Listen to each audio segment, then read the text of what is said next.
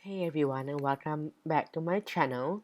And today we are going to be watching the 2021 American superhero film based on the Marvel comics called Shang-Chi and the Legend of the Ten Rings. So if you haven't seen the movie, just beware there is a lot of spoilers that I'm gonna throw out in this movie. So it starts off thousands of years ago. Zhu Wenwu discovers the Ten Rings, mystical weapons that grants their user immortality and godly powers. Wenwu establishes the Ten Rings organization, conquering kingdoms and toppling governments throughout history. In the year 1996, Wenwu begins searching for Chaoluo, a village said to harbor mythical beasts, to expand his power. He travels through a magical forest to the village entrance but is stopped from entering by village guardian Yingli.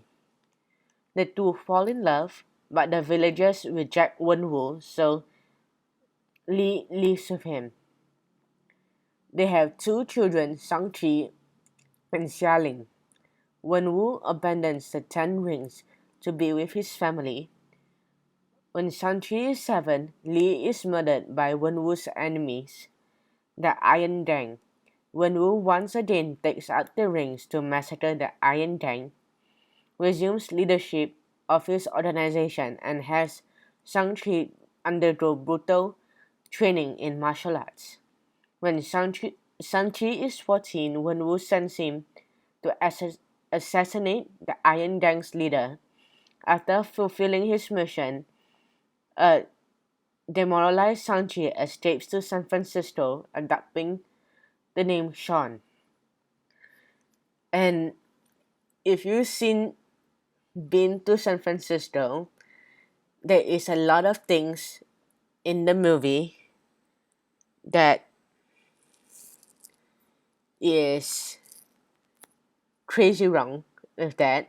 First, the buses are not exactly the buses from San Francisco, and he is earning more than enough money, and he is living in this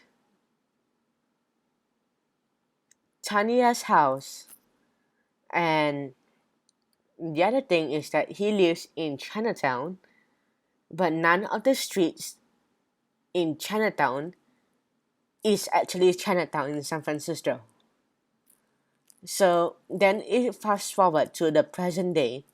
Shang-Chi works as a valet, if you know. I'm so sorry, guys. With his best friend Kitty, they are attacked on a minibus. That's the thing. That is not a muni. That's the thing you guys know. By the Ten Rings, who still abandoned that Li gave to Shang-Chi. Wenwu anonymously provides Shang-Chi with the location of Xialing, fearing that the Ten Rings will go after Xialing's pendant too. So they travel to Macau, and Shang-Chi and his sister got into a fight.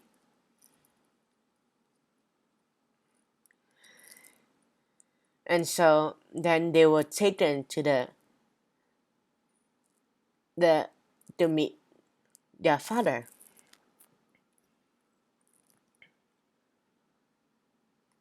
So they were taken to the Ten Rings compound where Wenwu uses the pendant to create a map to return to Taolo. Wenwu reveals that he heard his wife Li calling to him. She has been held captive in Taolo behind a sealed gate. He declared that he would destroy the village unless they release her. When his children and Kitty objects, he imprisons them. The three meet former actor Travis Slattery, whom the Ten Rings imprisoned for impersonating Wenwu. So now we are jumping towards the end. Wenwu and the Ten Rings arrive, a battle ensues.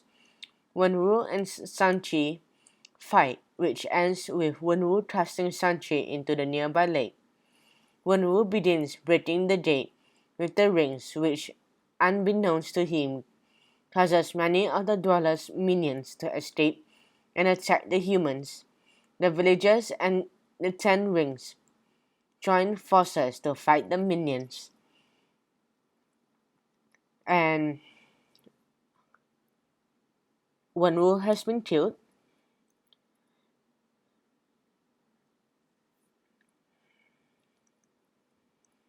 Now, the in the mid-credits scene, the trio speak with Bruce Banner and Carol Danvers.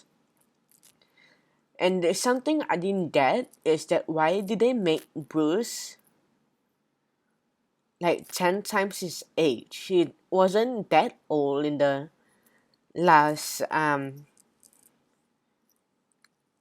like movie for the Avengers. So, and suddenly in this movie he is like 10 times his age. And his hair is all white, but he's not that old looking. And discover that the Ten Rings are emitting a mysterious signal. And in post-credit scene, Xialing becomes the new leader of the Ten Rings. Martial arts as a youth, so I'm gonna try and grade this fight as we're going.